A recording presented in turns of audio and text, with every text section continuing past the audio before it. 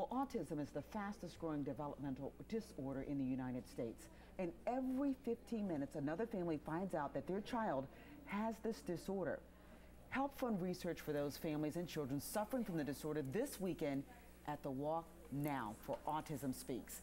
Joining us today from Autism Speaks is Daniela Foley and Manny Guanyard. It is so good to see you. Thank you. Tell me how your family personally, Daniela, was touched by autism. My oldest son, who's now 5, was diagnosed at about 17 months. And I got involved with Autism Speaks because the internet, the wealth of information that it is, led me to Autism Speaks website, which brought me to something called the 100-Day Toolkit, which is essentially, literally, a 100-day guide for the first 100 days after diagnosis. Where would you have been without that? I would have been lost, completely lost. It literally saved my life.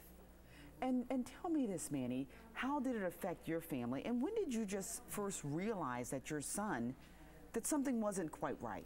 Yeah, we noticed when he was about 2 that a lot of his behaviors and interactions were different than his older brother. So I had a good guide, just because his brother didn't have any of the autism issues.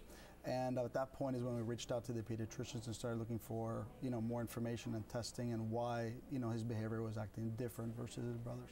And then we reached out to Autism Speaks to see what other resources they provided us, and they gave us a wealth of information from therapists to schools and other handy tips that were very useful for the whole process. And we should show a picture here, Kevin, if you can get a close-up. That actually is Caden, Daniela's son, and he's kind of like the poster boy this year, right? He is very happy, very sweet. And very cute. Yes, and a very good indication that autism doesn't look different on the surface. And why is this walk so important for you all each year? Because it seems to get bigger and bigger. I know I did my first one several years ago, and it seems like it keeps growing and keeps helping other people. Absolutely. The walk has continued to grow this year. We're expecting 25,000 people. The walk itself has 3 or 4 different key components, which is resource fair. And we're seeing pictures from last year. We have a bunch of different groups and providers that go ahead and offer different services and talk a lot about autism.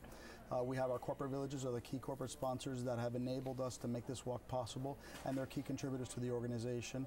And we also have Food Village now that we've incorporated to make it a whole family day so people can have where to eat and where to stay. And there's a kid village which has quiet zones and different bounce houses and things of that sort. Phenomenal. And it's just a great place for a resource. If you're a family who's struggling with this and haven't gotten the help or don't know about Autism Speaks, you might want to show up here on Sunday, right? Absolutely. Show up for the information, show up for the support, and show up so that you get a really clear picture that you're not alone.